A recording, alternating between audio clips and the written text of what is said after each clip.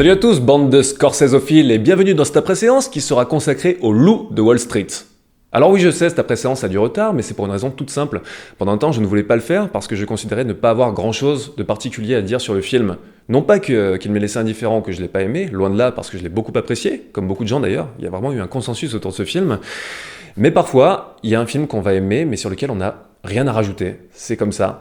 Et j'avais pas du tout envie de vous faire un après-séance qui aurait consisté à dire le film est super cool, les acteurs sont bons, en plus c'est drôle, on voit pas les 3 heures passer.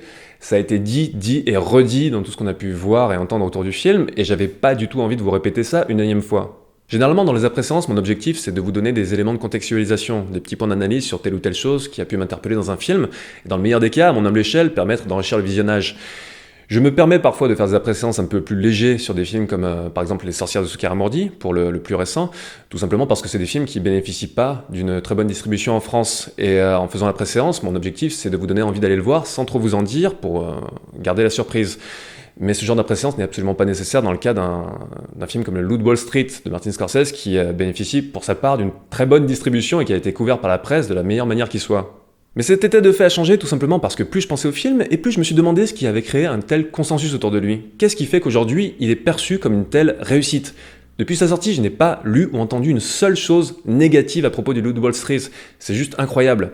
Alors on pourrait citer, je sais pas moi, toute la dimension impalpable de la réussite d'un film, tout ce qui fait son alchimie et son dosage, quelque chose qui est très difficile à analyser. On pourrait citer de manière plus concrète, la réalisation de Scorsese, qui est brillante, vraiment formellement brillante, qui est dans la droite lignée de ses meilleures œuvres, même si, étrangement, on a plus comparé à Loup de Wall Street à Scarface de De Palma qu'au reste de la filmographie de Scorsese, c'est un truc qui m'échappe un peu. Mais par-delà tout ça, je pense que ce qui fait vraiment la réussite principale du film, c'est son histoire. Le Loup de Wall Street illustre de la manière la plus simple et efficace la manière de raconter une bonne histoire, et à mon sens, il fait ça en 3 temps. Tout d'abord, il y a le choix du monde dans lequel va se dérouler l'action du film. Là, en l'occurrence, c'est le monde de la finance et de la bourse dans les années 80 et 90, qui est un monde largement inconnu de la majorité du grand public. Donc déjà, à la base, on a ce degré de fascination pour un monde inconnu. C'est vraiment un monde qui évolue en vase clos, avec ses propres règles et ses propres codes, et on a donc ce degré d'exotisme pour la plupart des spectateurs auquel on va être susceptible d'accrocher. C'est vraiment un des principes fondamentaux au cinéma, la recherche d'immersion dans quelque chose qui nous échappe, quelque chose qu'on ne trouve pas dans la vie de tous les jours. La deuxième chose, une fois qu'on a ce monde, c'est la manière de le décrire. Et une des principales choses qu'on retient du Loup de Wall Street, c'est ce côté trop, le côté too much, cette espèce de tsunami constant qui nous assaille à chaque coin de plan.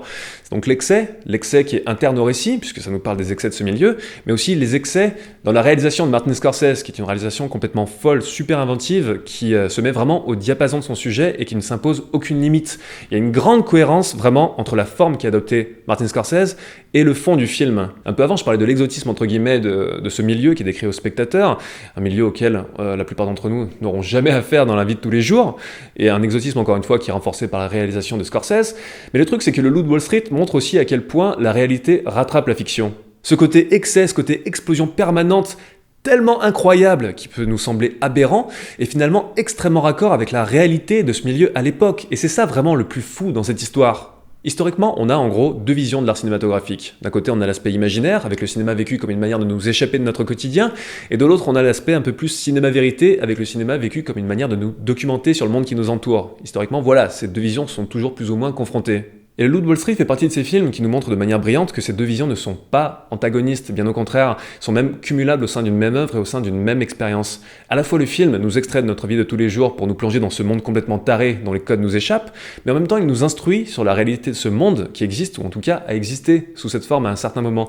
Et sur ce plan, le Loup de Wall Street fonctionne à plein régime. Il ne nous extrait pas de notre réalité pour nous balancer dans une non-réalité, mais au contraire pour nous balancer sur un autre pan de réalité. Et enfin, une fois qu'on a ce monde et la manière de le décrire, il faut y insuffler de la vie et du mouvement, et c'est ce que la structure du film fait vraiment avec brio, avec l'intrigue qui tourne autour de l'agent du FBI qui veut coincer Jordan Belfort. À ce niveau-là, on a vraiment une construction scénaristique en entonnoir, avec des premières apparitions de l'agent du FBI qui tiennent presque du clin d'œil, puis qui se densifient, et finalement pour arriver à une dernière partie de film qui tourne exclusivement autour de ça. L'avantage de cette construction, c'est qu'elle permet de créer une tension qui est relayée par l'imaginaire du spectateur.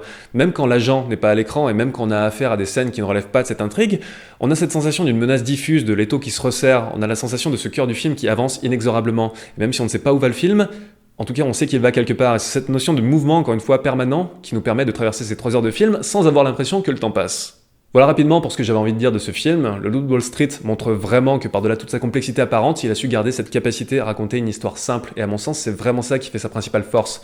Je crois que pas mal de réalisateurs devraient en prendre de la graine. Quant à moi, je vous dis à très bientôt, et je disparais de manière impromptue. Bordel.